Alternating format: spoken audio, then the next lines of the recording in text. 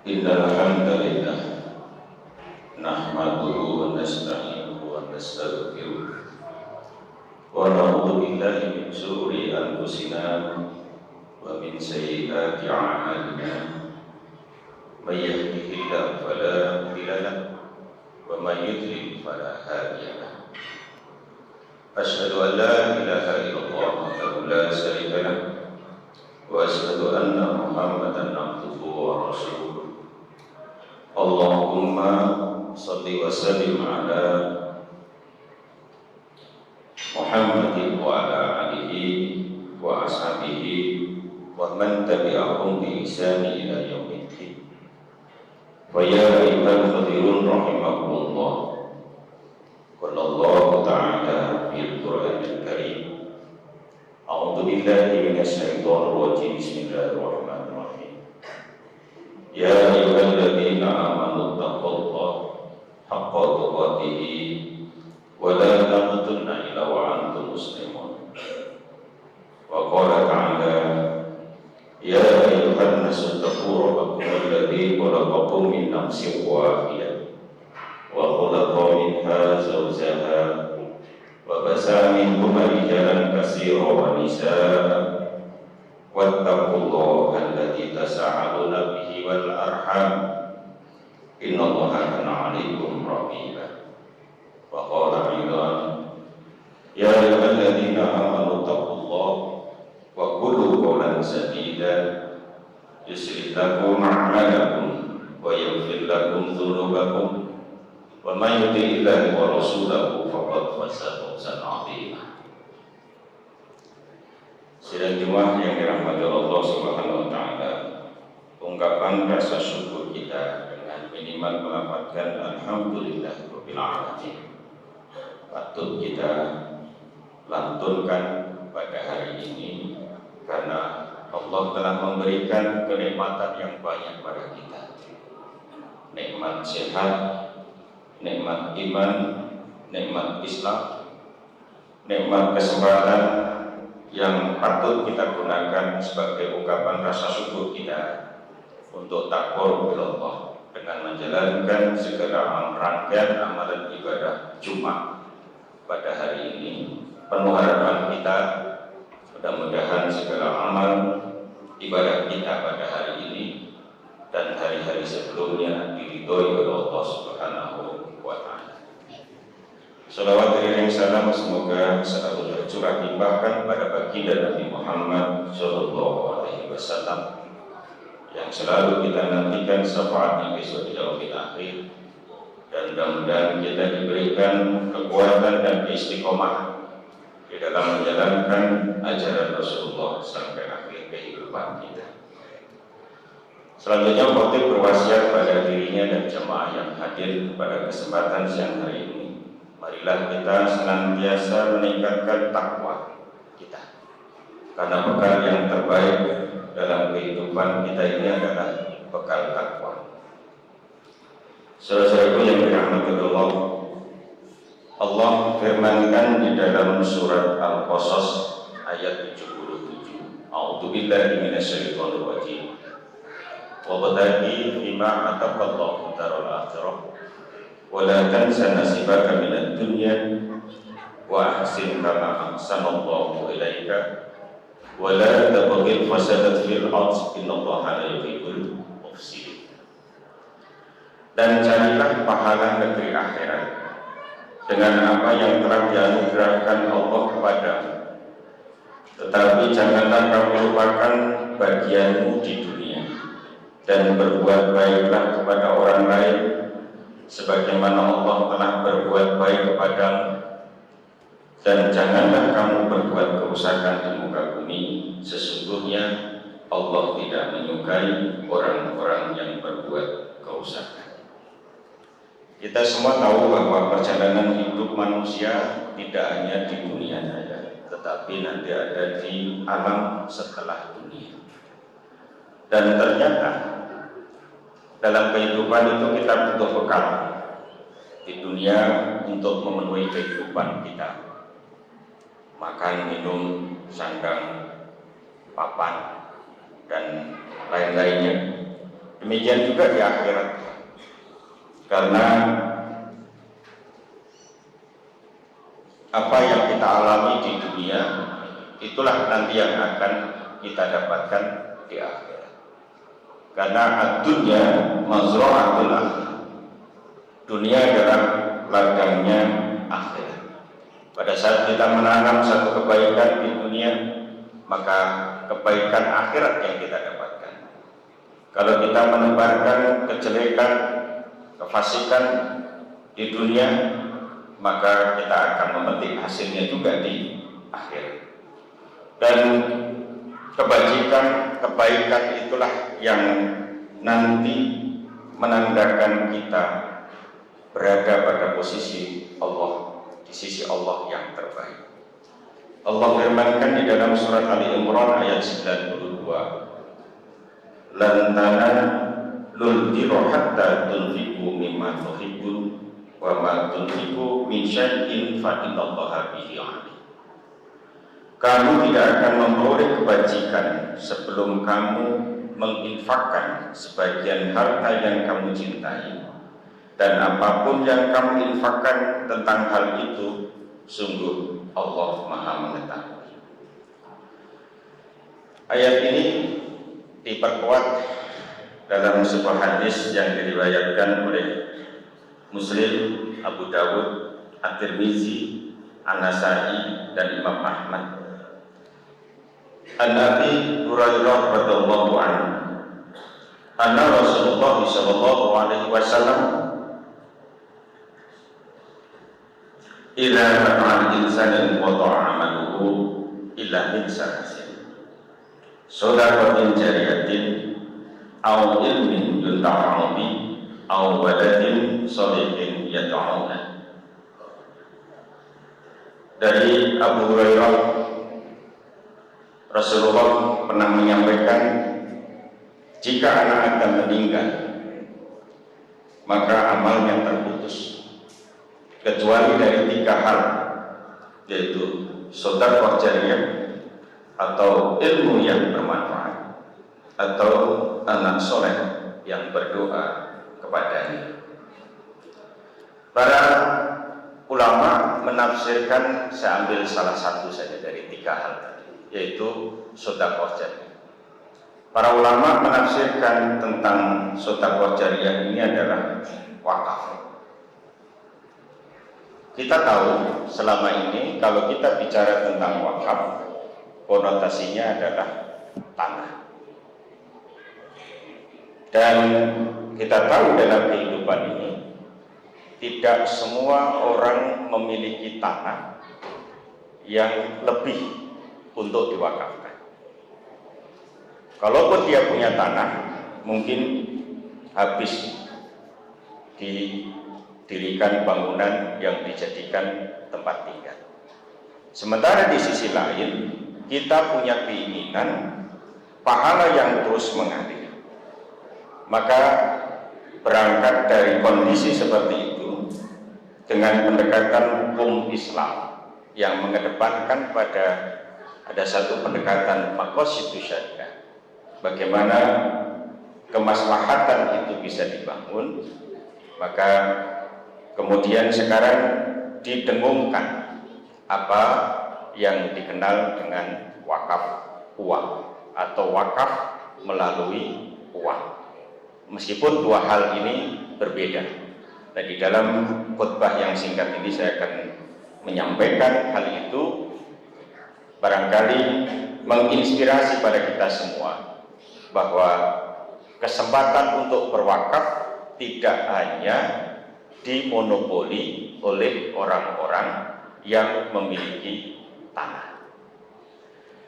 Meskipun saudara-saudaraku yang dirahmati Allah, karena kajian tentang wakaf kontemporer itu berkaitan dengan masalah fikih, dan kalau kita bicara fikih, untuk bisa siap menerima perbedaan, karena sejumlah ulama membolehkan adanya wakaf selain wakaf tanah, yaitu adanya wakaf uang.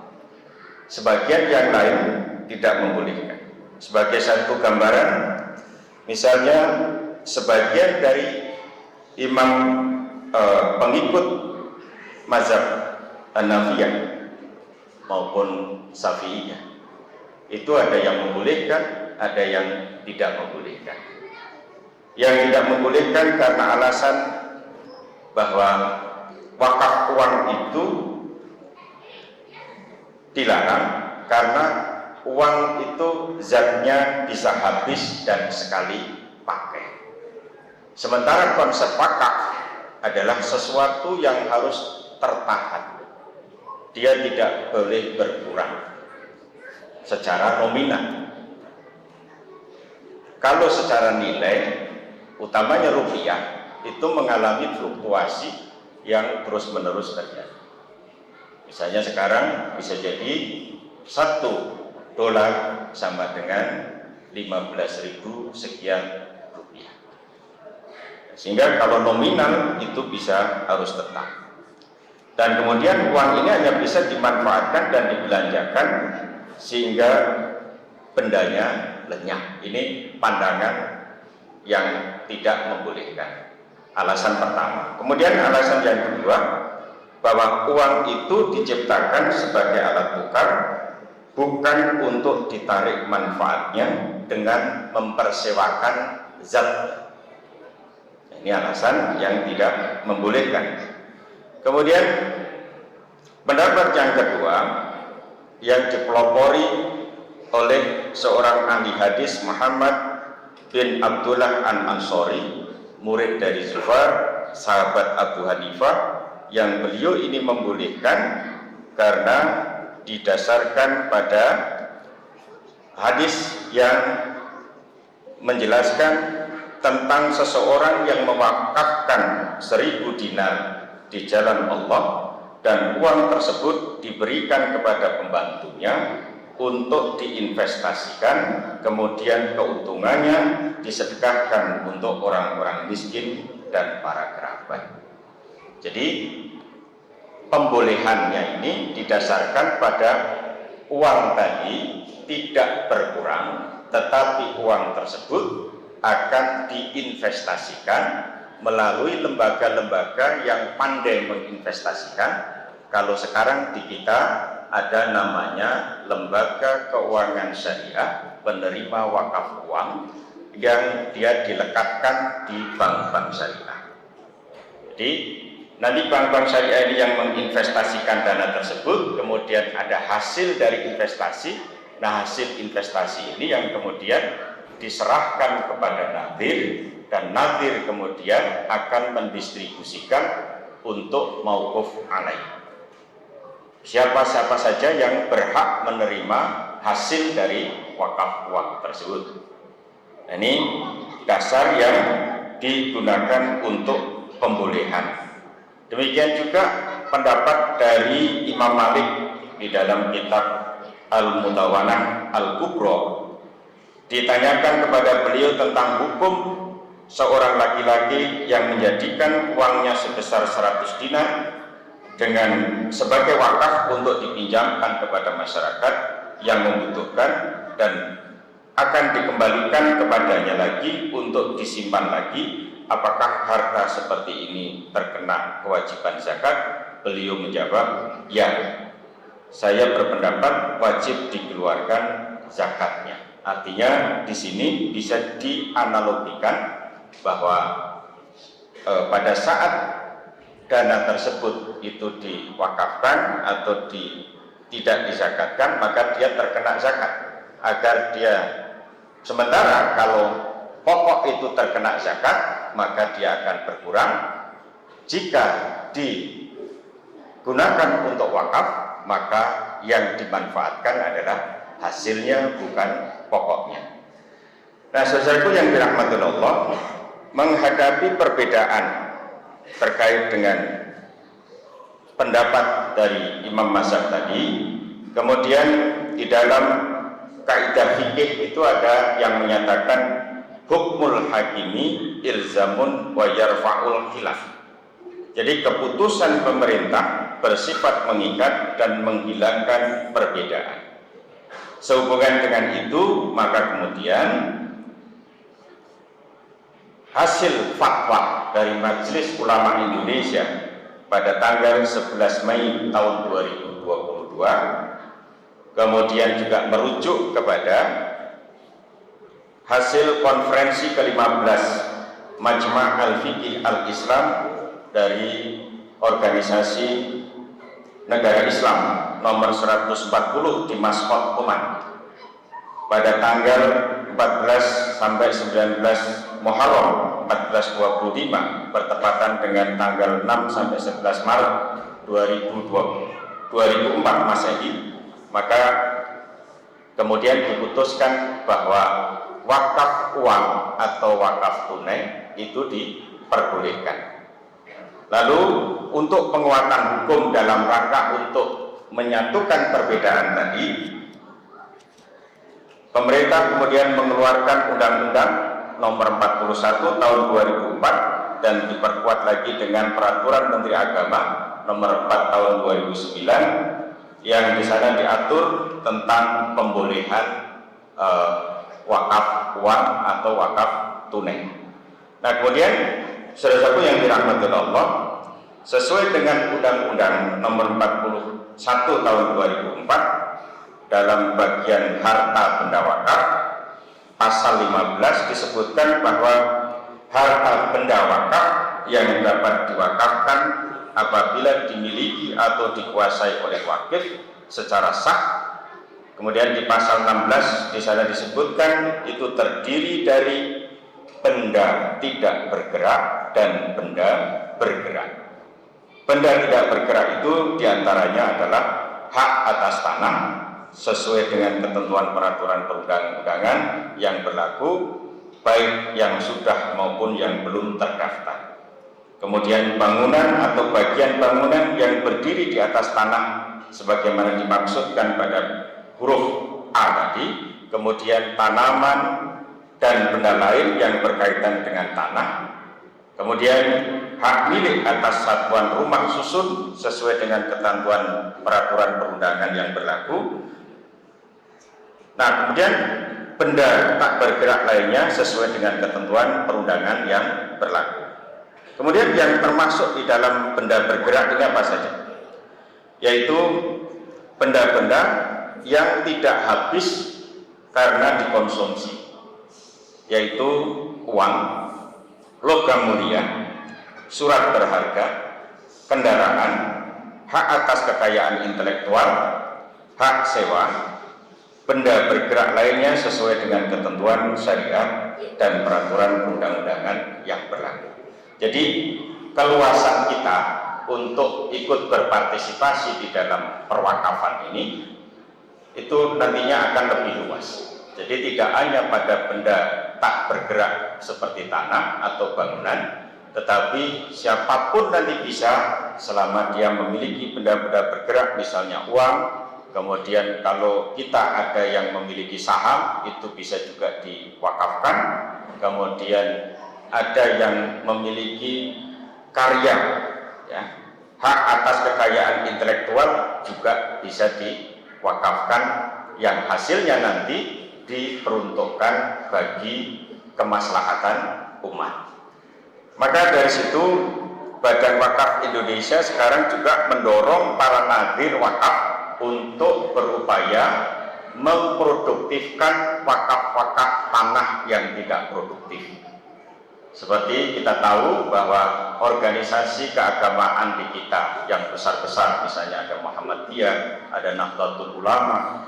Namanya Muhammadiyah ini tanah wakafnya cukup banyak, dan ini ada upaya terinventarisir dengan baik dan kemudian diproduktifkan, yang hasil dari produktivitasnya tadi akan digunakan sebesar-besarnya untuk kesejahteraan masyarakat.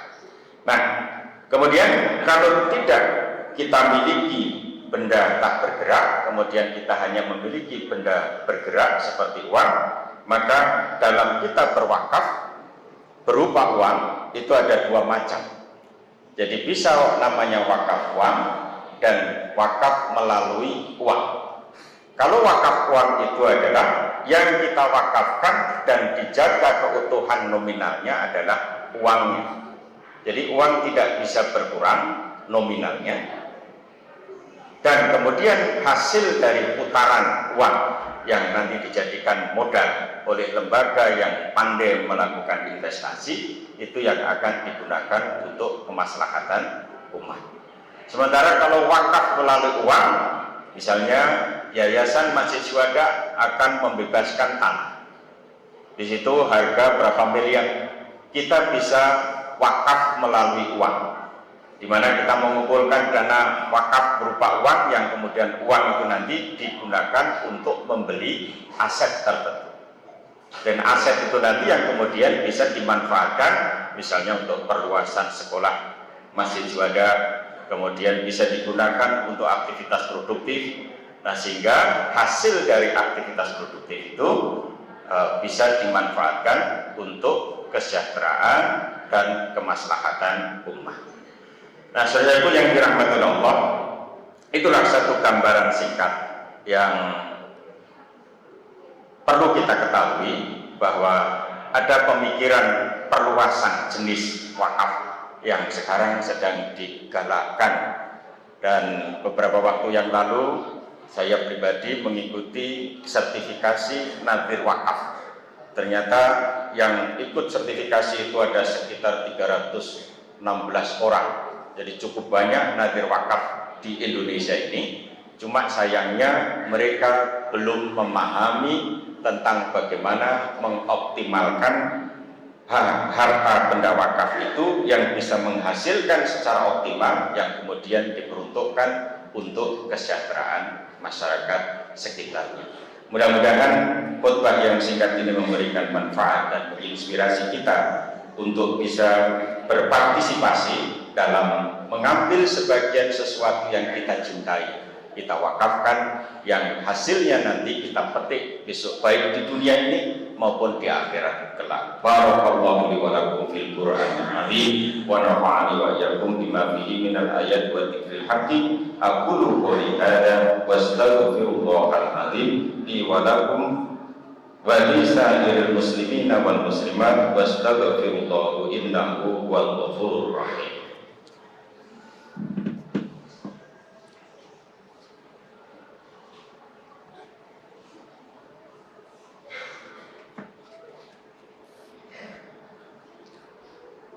Alhamdulillahilladzi hadana li hada wa ma kunna linahtadiya laula an hadana Allah.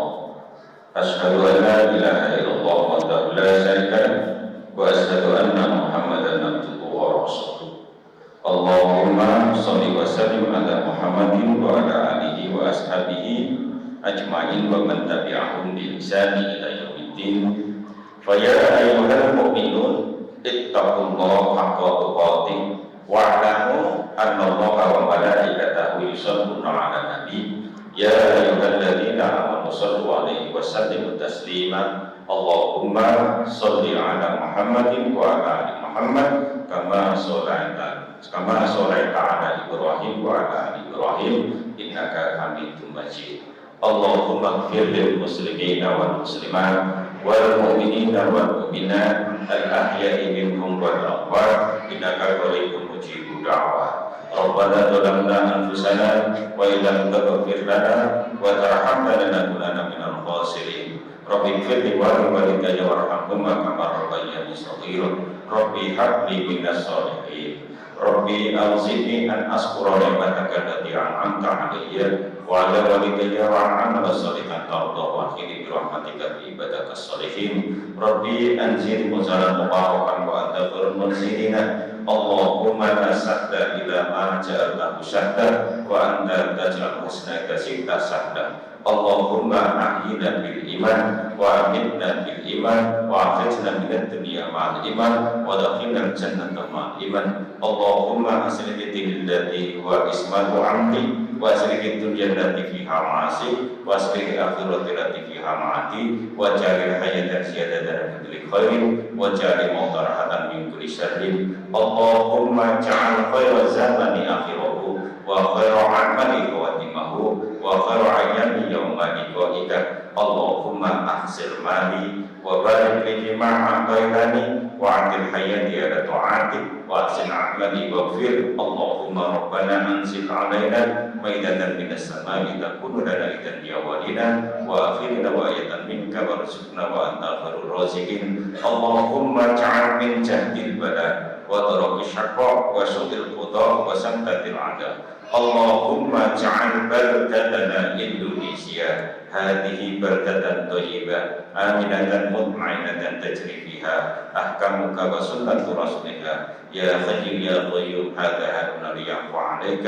اللهم إني أسألك حسن الخاتمة اللهم ارزقني توبة نصوحا قبل الموت اللهم يا مقلب القلوب ثبت قلبي على دينك ربنا تقبل منا صيامنا وقيامنا وركوعنا وسجودنا وتلاوتنا إنك أنت السميع العليم ربنا آتنا في الدنيا حسنة وفي الآخرة حسنة وقنا عذاب النار وادخلنا الجنة مع الأبرار يا عزيز يا غفار يا رب العالمين وصلى الله على محمد وعلى آله وصحبه وسلم أجمعين سبحانك ربك رب العزة عما يصفون وسلام على المرسلين والحمد لله رب العالمين ولذكر الله أكبر.